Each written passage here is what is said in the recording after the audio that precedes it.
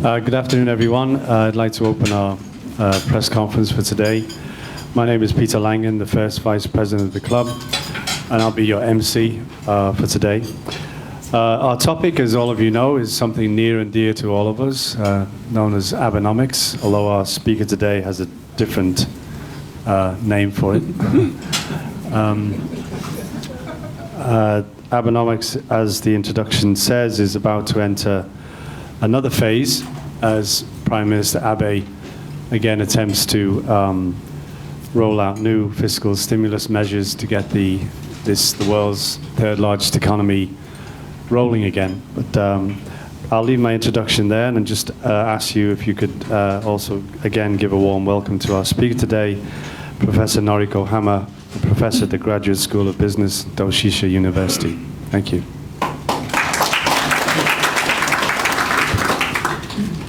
Well, thank you very much for having me back here again for yet another session of saying all kinds of nasty things about Abenomics. My alternative name for which is Ahonomics, and I don't think I need to explain to people in this room what Aho means. Stupid, foolish, crazy, all of this sort of thing. I would like to speak for 20 to 30 minutes on 2 points, really. From where I look at the whole situation, I think that Ahonomics is starting to completely unravel. And I think that it is unraveling under the weight of its own ulterior motives. So these are the 2 points that I would like to address with you today. As for the unraveling, I think there are very evident, prominent 2 aspects of this unraveling process. One, I think, has very much shown itself up in the postponement, the second postponement of the consumption tax increase, and the rationalization that was given to that decision. And the second aspect of the unraveling is the very inconceived introduction of negative interest rates by the Bank of Japan. So these 2 things very much indicate to me that Ahonomics is actually tearing itself apart. And starting from the consumption tax increase postponement, I should perhaps say that it was probably the right decision, as far as it goes, to postpone the increase in consumption taxes. Well, I suppose it was really the only option that was left to the government. But the reasoning that was given for the postponement really entered into the realms of the totally ridiculous and the totally absurd. This is the theatre of the absurd that which we are witnessing at this moment in time, I think. As ladies and gentlemen of the press, I think, very well know, the reasons that Prime Minister Abe tried to establish for the postponement of the consumption tax initially was to say that we had a Lehman crisis scale crisis on our hands. And he tried to involve the G7 summit, the summiteers, in justifying that evaluation of the current situation. I would certainly say, I would indeed acknowledge that the global economic situation at this time is a really very, very dodgy one indeed. But that's not to say that we have a Lehman situation on our hands yet again. But the team Ahonomics, if you like to call them that way, tried very, very hard to put together fictitious evidence to make it look as though we had another Lehman crisis on our hands. Why did they do this? Because, as I'm sure you all well know very well indeed, this was because the Prime Minister had initially said back in 2014 that he would not postpone a second consumption tax increase unless we had a Lehman-scale crisis or another terrible natural disaster. So having decided that they had to postpone the consumption tax increase, they had to pretend that there was indeed a Lehman crisis-like situation on their hands. And so all of the fictitious evidence gathering began. However, this ploy obviously did not work. The other members of the G7 thought that this was totally ridiculous, and they were really very, I think, annoyed, offended at the way that Mr. Abe tried to use the privilege, if you like, of the hosting nation to get people to contribute to this whole fictitious story. So this did not work out for him. So they had to come up with another set of reasonings for postponing the tax increase.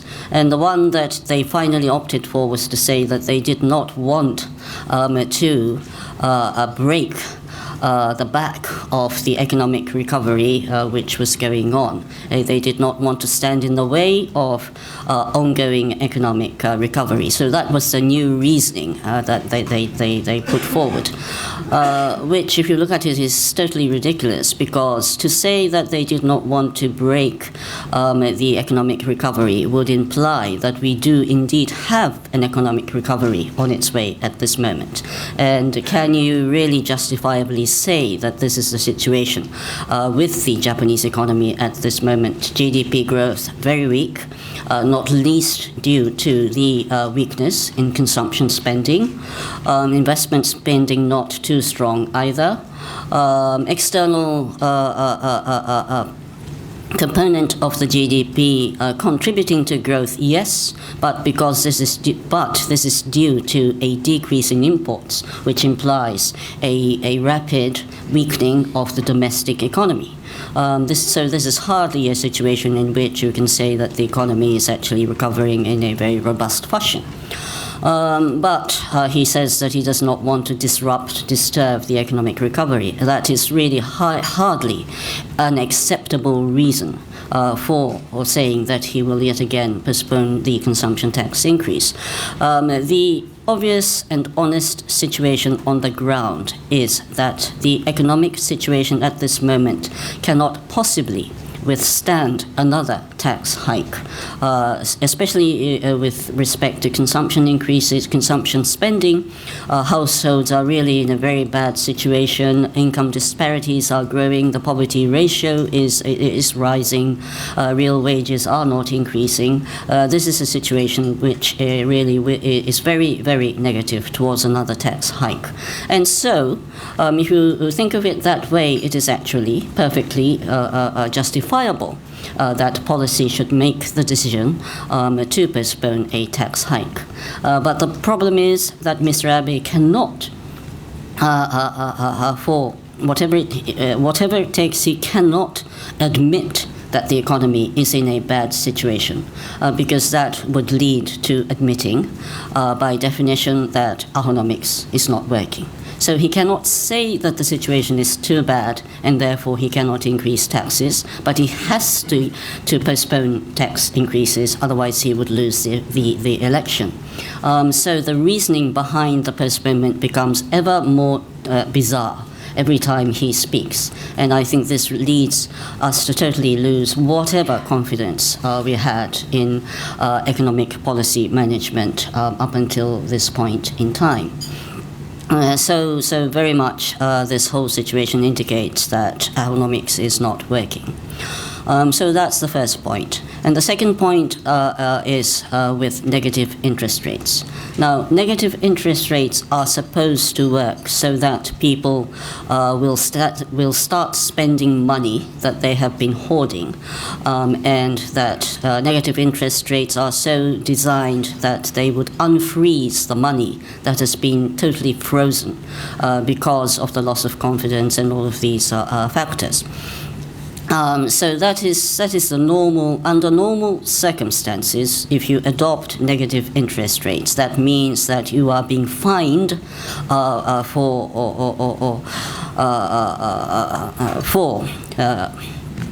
what's the word? For not spending money. and you will be awarded for spending money. That is the basic rationale for negative interest rates. But it doesn't necessarily work that way. You have to take into consideration what the economic situation is at the time, what sort of situations households are facing at that particular point in time. Well, the situation is that Japanese households have been having to face really, really low, almost non-existent interest rates on their deposits and on their financial assets for a very, very long time indeed. And over and on top of which, they now find themselves in a situation where the interest rate on their financial assets are going to go down even further and maybe go into negative territory. So this is a totally frightening situation for Japanese households at this point in time. And so how did they respond to negative interest rates? Did they start spending money? On the contrary, they started hiding money in safe deposit boxes, and they converted their deposits into very interesting sort of friends of department store schemes, wherein if you buy into this scheme and you pay your annual fee, you get a month's worth of bonus in terms of spending vouchers or prepaid cards. So if you convert that into financial interest rates, it means you get an enormous yield for a very small sum of money. So people started very, very rapidly and en masse to join these friends of department store schemes, which was a very weird kind of development, but it made a lot of sense if you thought about where the consumers were, households being pressured into. And safe deposit boxes have been selling like in record levels. The sales of safe deposit boxes doubled as compared to last year, as the negative interest rates were introduced. And people with a fair amount of money started to buy gold and to hide that gold in safe deposit boxes, I suppose. So what you have here is a situation, I would say, in which the Japanese economy is starting to go underground en masse. People are developing a bunker mentality, if you like, trying to hide their money from negative interest rate policies. And who knows, we might actually end up with the whole of the Japanese economy becoming an underground economy, and only the government remaining as a overground entity, if you like. This is actually a very frightening situation, but if you think about it from the point of view of beleaguered households, it actually makes quite a lot of sense.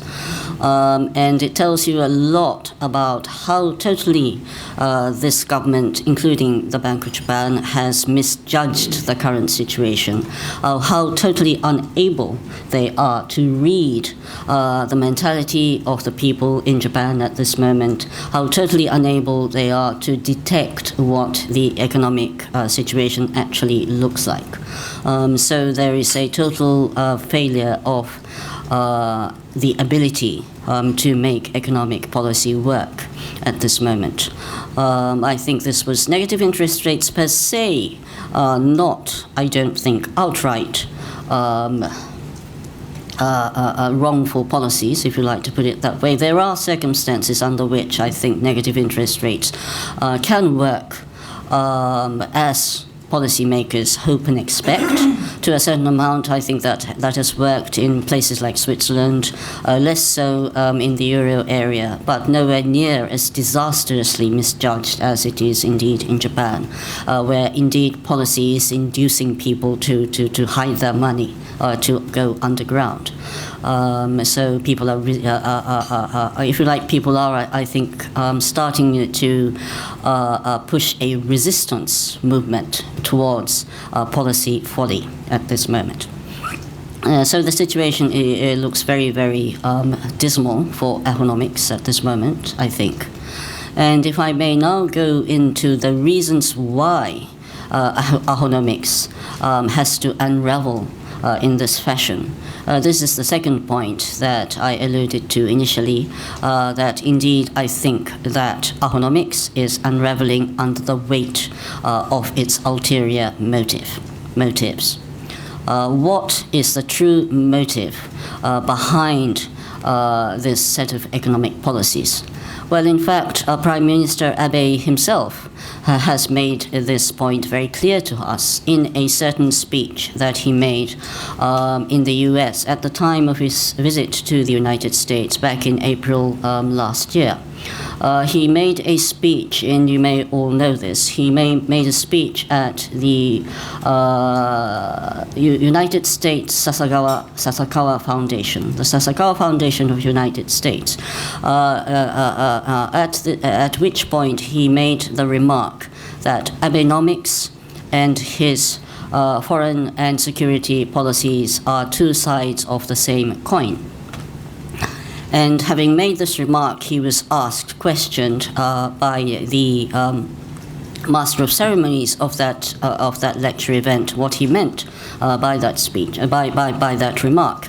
And Mr. Abe's response to that question was, well, if we can get the Japanese economy out of the deflationary situation, which has been going on for a very long time, if we can make the Japanese economy start growing again, and if we can make the Japanese GDP grow larger, we can correspondingly spend more on military defense spending. So that is the line of thinking upon which this whole set of economic policies is based. He is conducting economic policy not because he wants to make the Japanese economy work in a better fashion for the Japanese people, not because he wants to make the Japanese economy a happier economy for the Japanese citizens, but purely because he wants to build up defense spending. So there, his ulterior motive is startlingly clear. And if you make your ulterior motive that startlingly clear, this is no longer an ulterior motive. I mean, how do you call this kind of ulterior motive? I would call it an exterior motive. So where he is going with this whole thing is totally clear. He has a totally different agenda to making the Japanese economy work better for the Japanese public at large. And if you base your analysis on that particular remark of his, you can understand very well where the whole Abenomics scheme is going at this moment. I am sure you are very aware that he has, Mr. Abe has stated very clearly that he is going to aim for a 600 trillion yen level of Japanese GDP, targeted at the year 2020. So he wants to make the Japanese economy grow over that period of time, so that the Japanese nominal GDP will grow to the level of 600 trillion yen. And why does he want to do this? There was a lot of debate about where this whole scheme came from, and it came up very sort of abruptly. Why 600 trillion yen? Why does he want to grow the Japanese economy to such an extent? There was a lot of speculation about where this was going. Was it just trying to say something very robust sounding to make the Japanese people feel better? Was it to mask his other motives regarding constitutional reforms and so forth? So there was a lot of doubt and speculation about where this came from. But now that we know the basic underlying ulterior motive, we know where this came from. In fact, as I just introduced to you now, in the Sasakawa Foundation speech, he said very explicitly that if they can make the Japanese GDP larger, they will be able to build up defense spending. So the person who has said this is now saying that he wants to make the Japanese GDP larger to the extent of 600 trillion yen. I should say that the level of 600 trillion yen in terms of GDP, corresponds to almost 22% larger level to where the Japanese economy stands at this moment. And if you make the GDP that much larger, I'm sure you can boost defense spending to quite a large extent. So the motivations, the connotations are very clear indeed. He is not interested in the economy for the economy's sake, if you like. It is all about creating a richer, stronger economy which can lead to a richer and stronger nation. So that's what this whole story means. And if you have this kind of an ulterior motive behind economic management and economic policies, you are bound to fail in your economic policies, because economic policy is not there to work for the sake of a politician's foreign and security policies. It is not a tool. Economic policy is not a tool for making a government's foreign and security policies work. Economic policy has a very, very important mission on it of its own. Well, two very important missions of its own.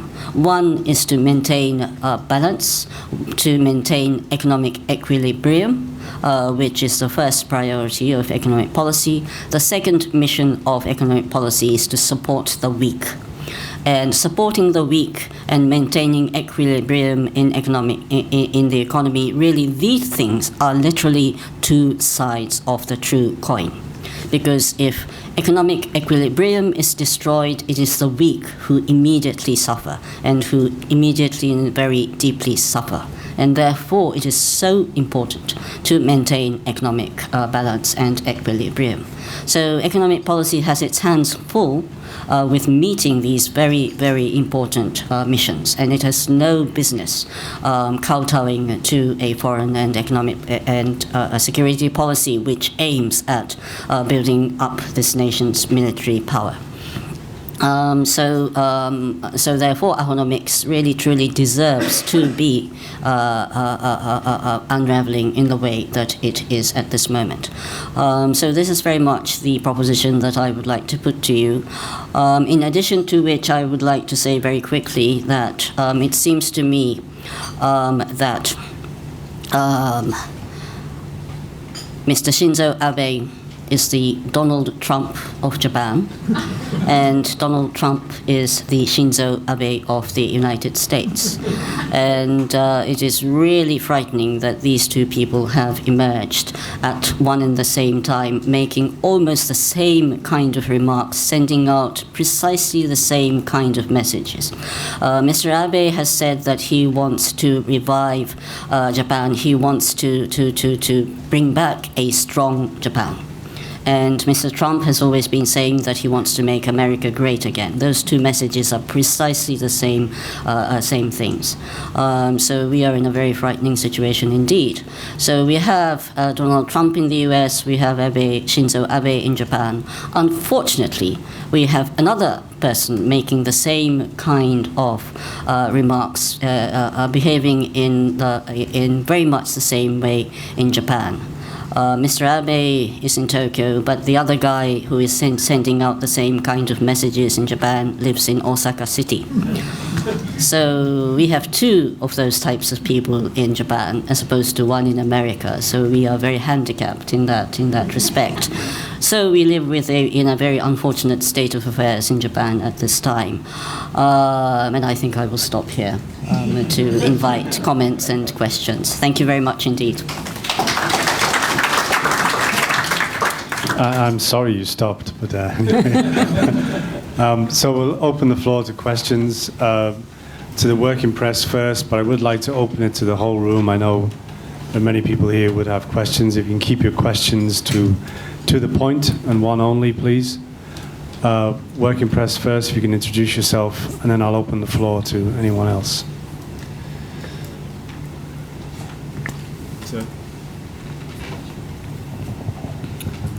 Max Sato with Market News International. Thank you, Dr. Hama, for your speech again.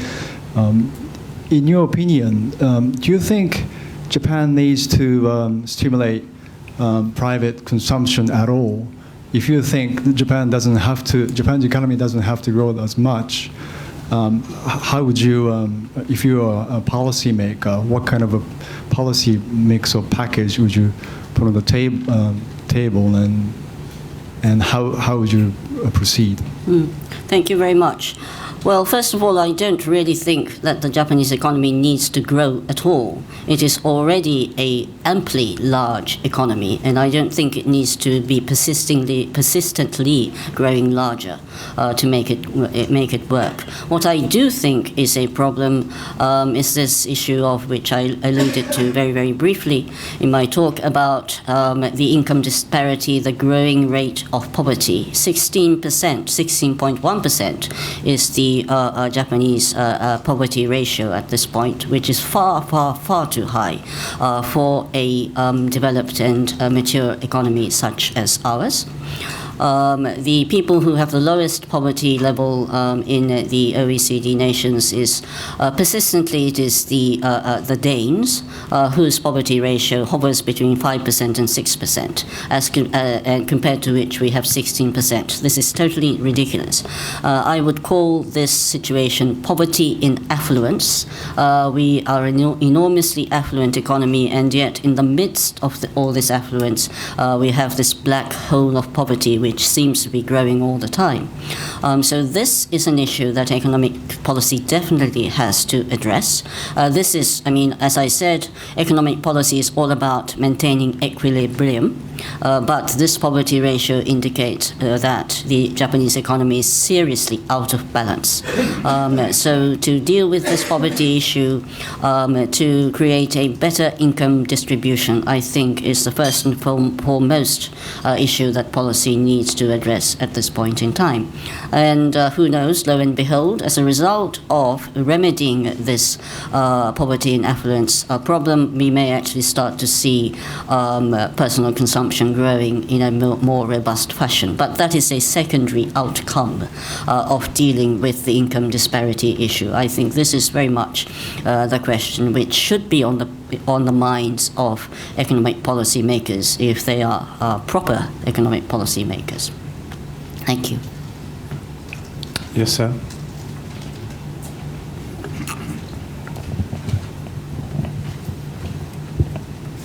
Süddeutsche Zeitung, Neidhardt. Good to see you here again.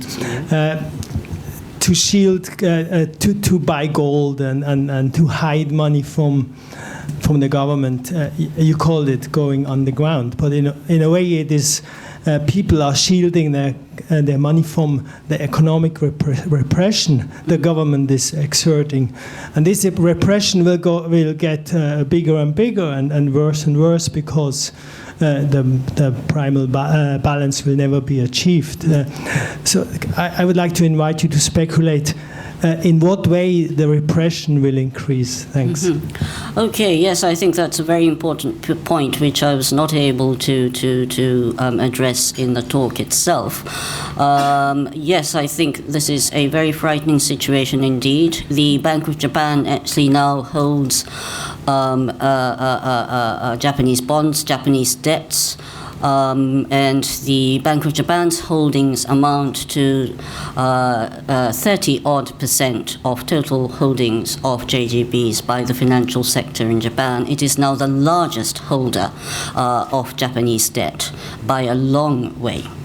And it is a totally inescapable fact that that the Bank of Japan's holdings of JGBs will exceed the size of the Japanese economy by the year 2018. That's even if the government's let's go for 600 trillion yen by 2020 scheme works. Even in that totally unlikely eventuality, the BOJ's holdings of JGBs will exceed the size of Japanese GDP in the year 2018, which is not really all that far away.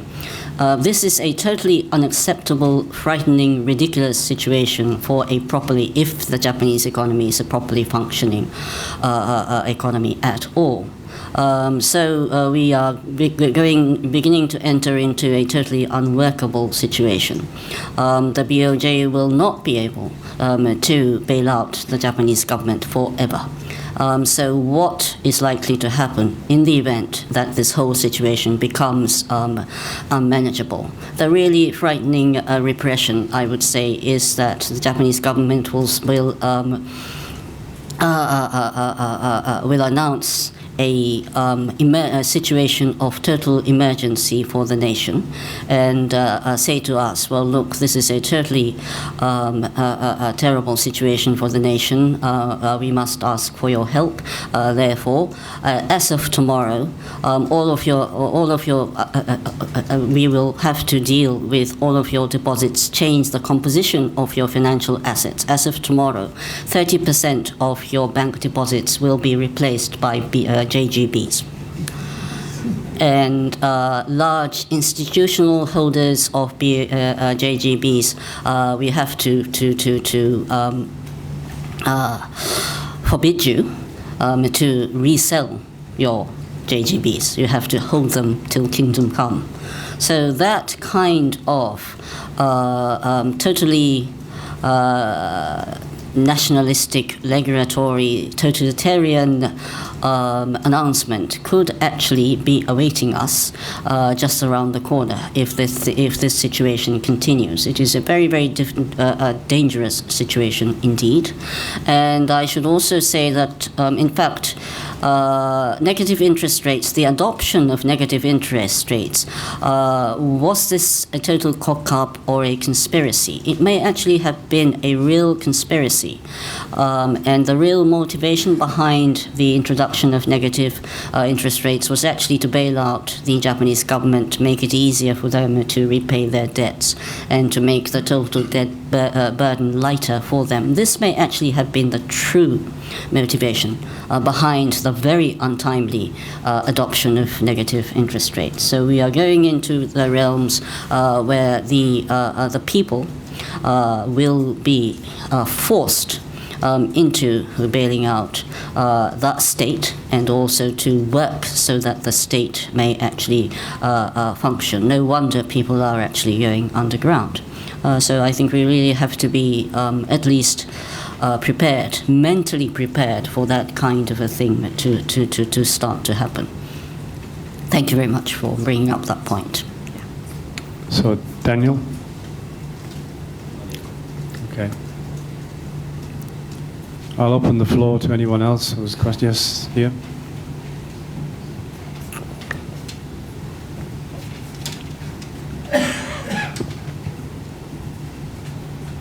Hi, Minami from Reuters. Thank you so much for your talk today. I have a question on a slightly different topic on Brexit. Mm-hmm. How do you think Japanese policymakers could or should respond to yen spikes that might result from actual Brexit, or even now from fears of Brexit? And if you do think that Japanese policymakers should respond, how can they respond? Okay. Well, for one thing, I don't think Japanese policymakers have a clue what Brexit is all about, and the underlying situation that has brought about this development. That being said,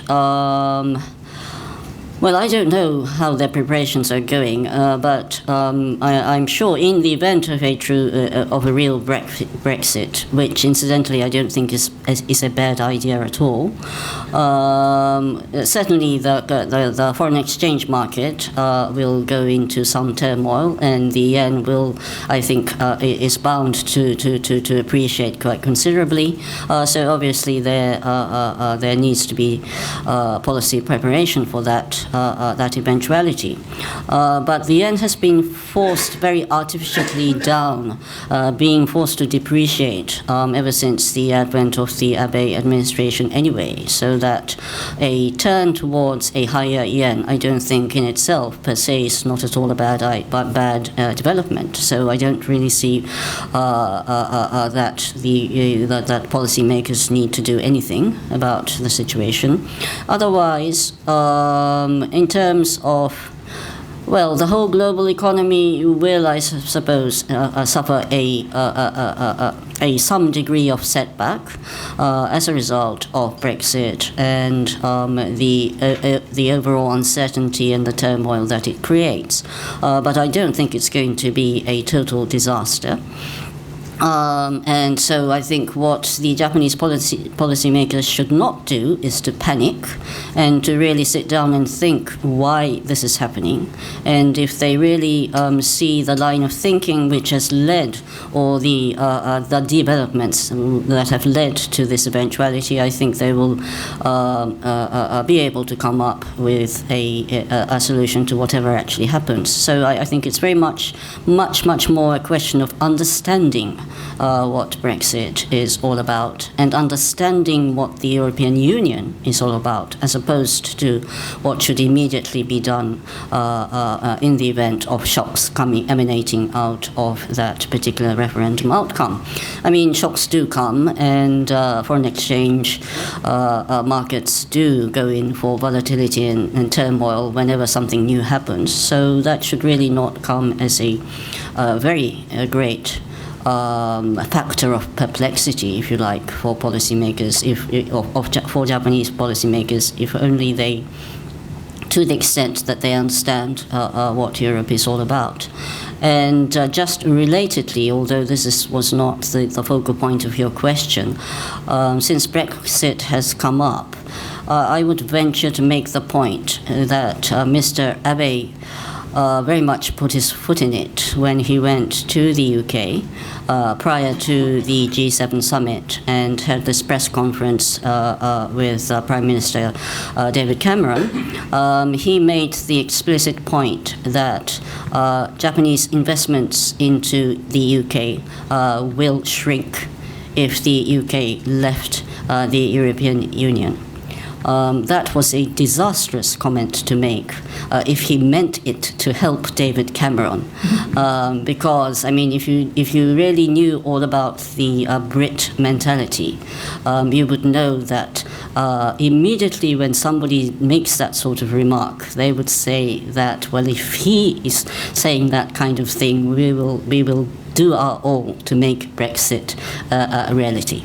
So I think in making that statement, I think he drove a lot of people who were undecided about how to vote in that referendum decide that they would vote for exit, because, you know, British mentality is very much like that. They don't want to be told what to do, especially from outsiders, these kinds of very strange outsiders who don't really know anything about the UK.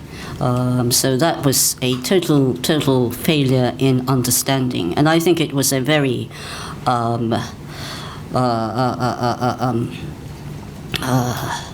what's the word? I think it was very. I think it was a very unpleasant thing for him to do, to make those kinds of. It was a very intrusive remark, and as such, I think it was not welcomed. But also, it went very far in making people go in the wrong direction. If he wanted that statement to encourage people to vote for staying. So just another incidence of how he totally tends to misunderstand people's mentalities and how he is unable to read the situation as it really stands. So that was as a kind of a side remark which was prompted by your question. Thank you very much. Okay, sir, over here. Yes, sir. Hello. Yes. My name is Khalil. I'm ambassador in Bahrain. Thank you for your presentation. Imagine for a moment that you are the Prime Minister of Japan. How you are going to manage the challenges which Japan is facing? Thank you very much. Thank you very much. Well, it's very difficult to imagine oneself Prime Minister of Japan. But I think, as I said earlier on, I think the key issue is to deal with this poverty and affluence issue. And that means, in terms of policy structure or architecture, that means that you have to place great emphasis on income redistribution. So that, I think, very much needs to be a focal point of the total economic management. And to that end, one thing which could obviously be done is in terms of income taxes, personal income taxes, is to raise the highest marginal rate of tax rate, so that we tax the rich much, much more than we do at this moment. The Japanese personal income tax scale has become a very flat one. The top tax rate has now come down to as low as 45%. It used to be up in the area of 75% or even more previously, but there has been a lot of tax cuts designed explicitly to lighten the burden of the tax burden of the richer people in the tax scale, and so that has flattened down the income tax scale very prominently in Japan. This has been going on for some time, and so that the progressiveness of income taxes has very much been diminished over the years, and that has, I think, that is partly the reason why our tax intake has been so reduced over the past 10-15 years. So something needs to be done to make the tax scale in Japan, the income tax scale in Japan, a properly progressive one once more. So I would very much go in for taxing the rich at a higher rate of income tax. And also in terms of consumption taxes, which have been so much in debate at this over time, I think we need to go in for a much more European type of consumption taxes, wherein there is a very large gradation of how things are taxed. Household goods, staple goods being taxed at zero taxes or at very greatly reduced taxes, and the more luxury goods being taxed more heavily. I think that is the kind of approach that needs to be taken if consumption taxes are to work at all properly in Japan at this moment. So very much income redistribution needs to be at the top of the agenda in terms of tax policies. And also, I think, greater powers to the regions, for the regions to be able to, say, raise their own taxes, to decide the fate of their own economies. A much greater autonomy for the regions, I think, will also go quite a long way in remedying the poverty and affluence issue. Smaller communities are better able to deal with their poverty problems and with the problems that the weak elements of society are facing. So greater power to the regions. And of course, as a matter of macroeconomic policy, what will work to remedy the poverty and affluence situation is for wages to start increasing properly, and also for interest rates to go back to a normal, positive level, so that people's financial assets will start at least to earn them something. But in terms of these macroeconomic areas, it is highly unlikely that we will see better developments. But if we are living in a non-Abenomics world, I think that targeting better wage environment and a more normal interest rate environment certainly necessary to make the redistribution work more properly than where it is now. So in the realm of taxes, in terms of regional policy, and in terms of wages and interest rates, there are very many things that can be done to make this economy a better balanced economy. And that, I think, would very much be my issue if I were thinking about economic policy at this point. Thank you. Kurt was first, and the lady here.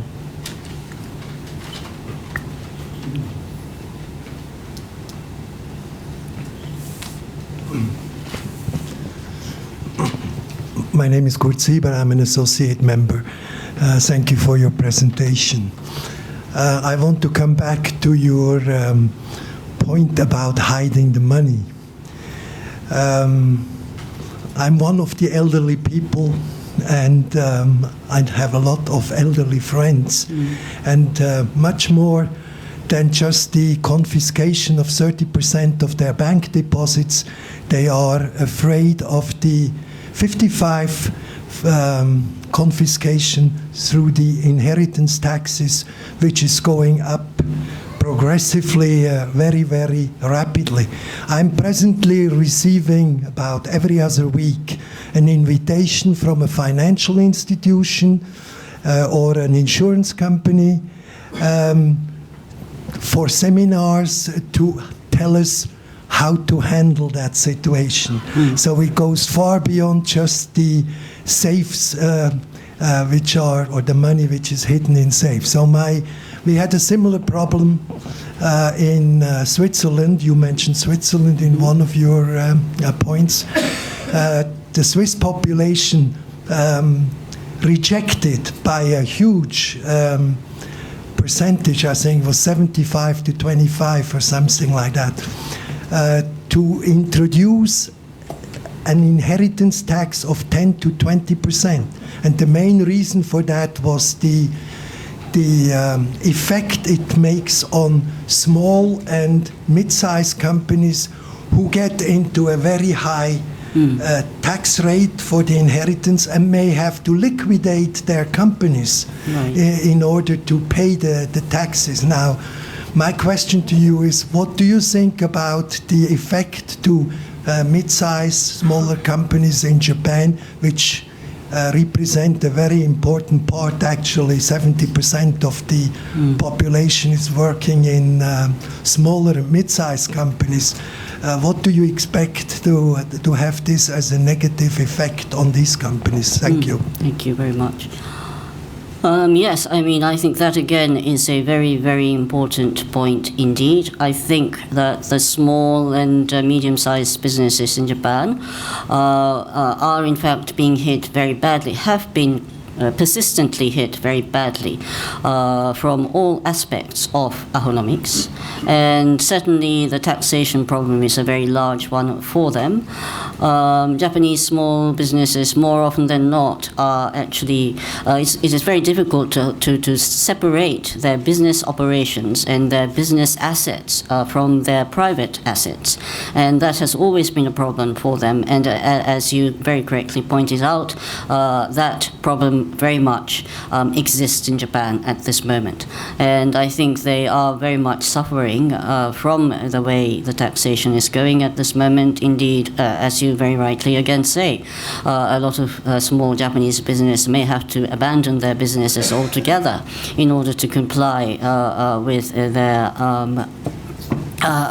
taxation responsibilities, which is really very much a contradiction in terms as to what economic policy is all about. And again, relatedly, but not directly in terms of the taxation issue, I think small businesses in Japan are in fact suffering the results of Abenomics in terms of not being able to hire the people that they actually need to keep their businesses going at this time. All these projects designed for the focused on the Tokyo Olympics and also very much to us, not least the rebuilding projects in Fukushima and so forth, which the government is handling very badly, I must say, at this moment. All these things involve the need for labor, for people. So what we have here at this moment is a very strange situation in which, even though the Japanese economy is still very much in a depressed situation and things are not not really picking up. There are pockets of a labor shortage building up and down the country, as a result of which, again, small businesses are having to shrink down their businesses or abandon business opportunities or even to shut down altogether. So this again is an example of how how economic policy at this moment is distorting the balance of the economy. Economic policy is supposed to rebalance the economy when it is out of balance, but Abenomics is persistently driving the economy out of balance, and the weak suffer as a result of that. And and on this issue, as well as the taxation issue, I think that the small and medium-sized businesses are at the forefront of the weak who are suffering from the mismanagement of economic policy. Thank you very much. Yeah, this lady here, and then, yes, and Daniel.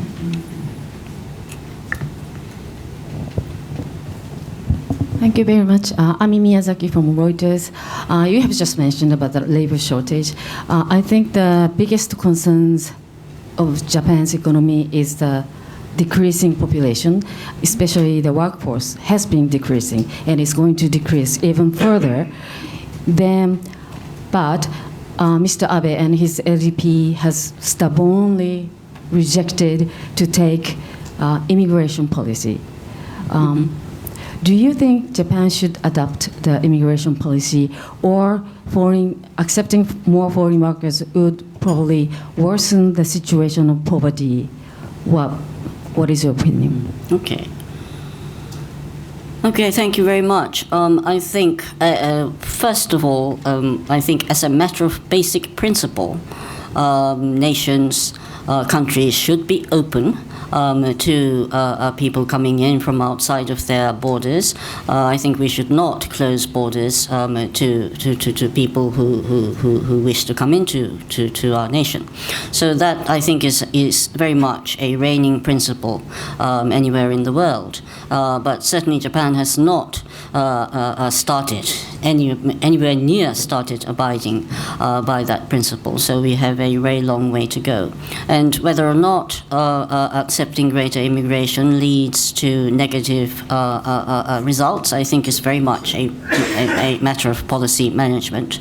And I think Japanese policymakers do need to sit down again and to really think through the whole issue of being more open in terms of people and the positive and the negative aspects that are likely to arise, and to try to make the best possible solutions in order to make the thing work.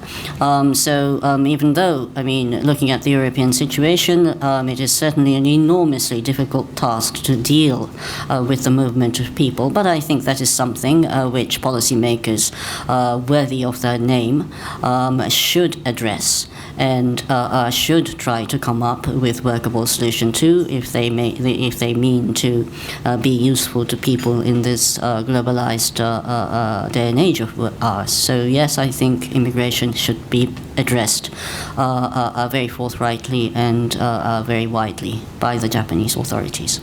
Thank you. Daniel?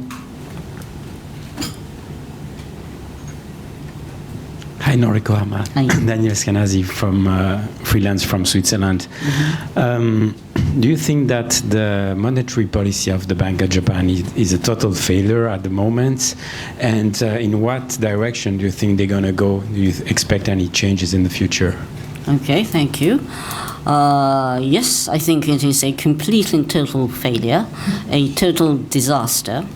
Not least because of, again, the ulterior motives underlying this whole thing. I don't even really think that you can call their policy monetary policy anymore.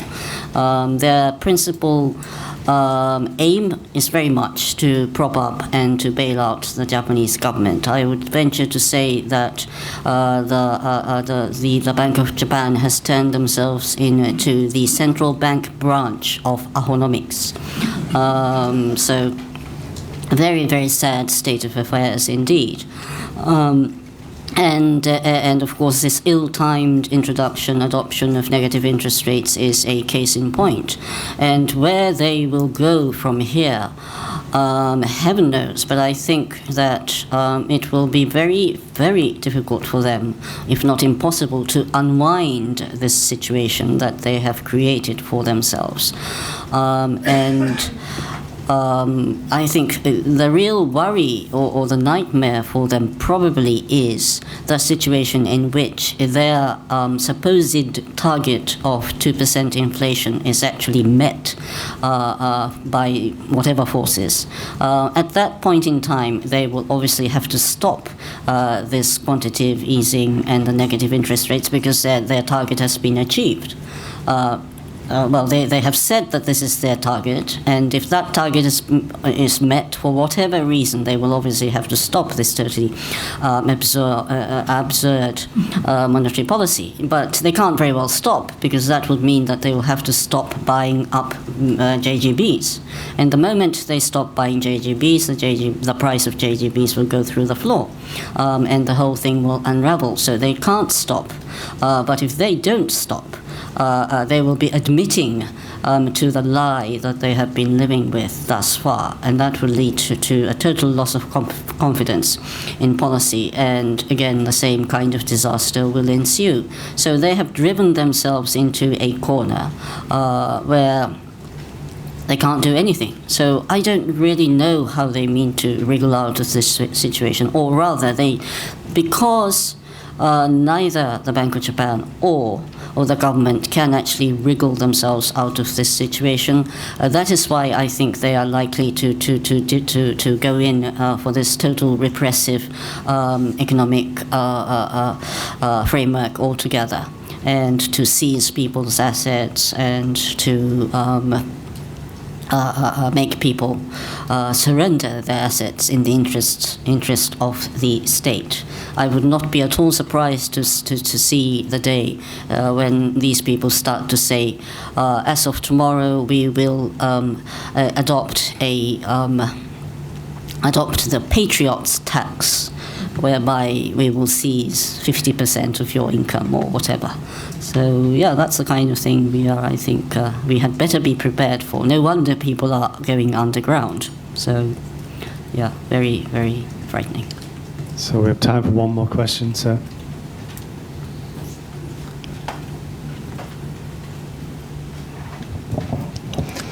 When you speak about people going underground, you mean the citizens, the consumers.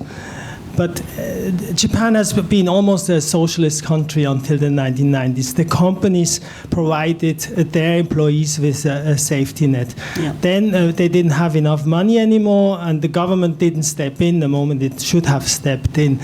Now, in a way, the companies are on strike. They don't raise wages.